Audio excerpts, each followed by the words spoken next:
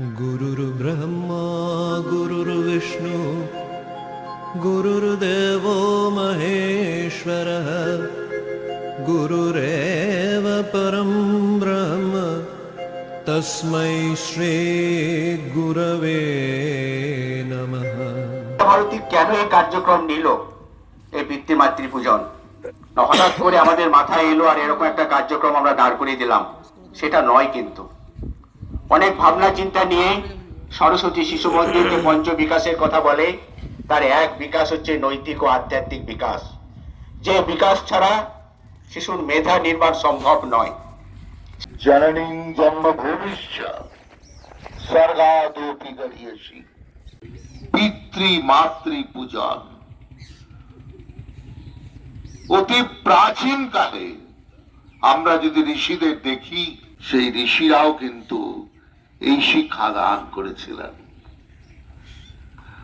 আজ যদি এই শিক্ষায় আমরা শিক্ষিত না হই, এই শিশুরা যদি শিক্ষিত না হয়,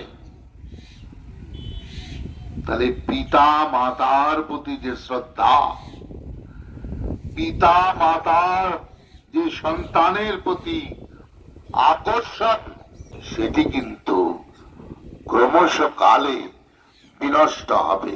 আমরা দেখছিও অনেকটাই লুপ্তপ্রায়। আমরা পিতা মাতার প্রতি শ্রদ্ধা করি না, আমাদের শ্রদ্ধা নেই। মাকে এবং পিতাকে সংসারের মধ্যে থেকে তাদেরও আচার আচরণ বলিষ্ঠ হতে হবে, তবে সন্তানরা আগামী পথে এগিয়ে যাবেন। আজকে কেন এই পূজন আপনারা জানেন? আজকে বৃদ্ধ পিতামাতার কি অবস্থা এই সমাজে। সোশ্যাল মিডিয়ার মাধ্যমে আপনাদের হাতের যন্ত্রটিতে দেখতে পাচ্ছেন অহরহ ছোট ছোট ভিডিও। বাবার প্রতি মায়ের প্রতি যে অবিচার, যে অত্যাচার মানসিক এবং শারীরিক, তা ভাষায় প্রকাশ করা যায় না।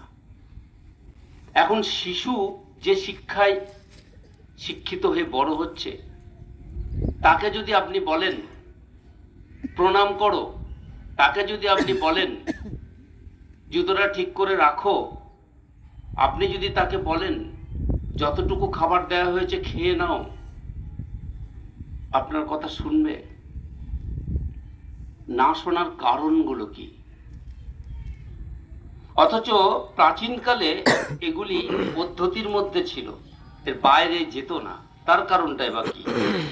এই দুটি কারণ অন্বেষণ করলে আমরা বুঝতে পারবো যে আমাদের পঞ্চকোষীয় শিক্ষা ব্যবস্থা চালু ছিল ভারতবর্ষে।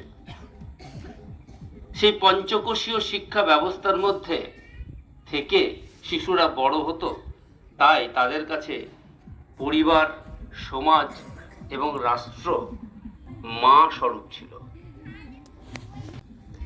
তো সেখানে শিশুরা সেই ব্রহ্মচর্য জীবনযাপন করার পরে গৃহে ফিরে আসতো, সেখানে কর্তব্য করত। पूजन करूं मैं माता पिता का, निज संस्कृति अपना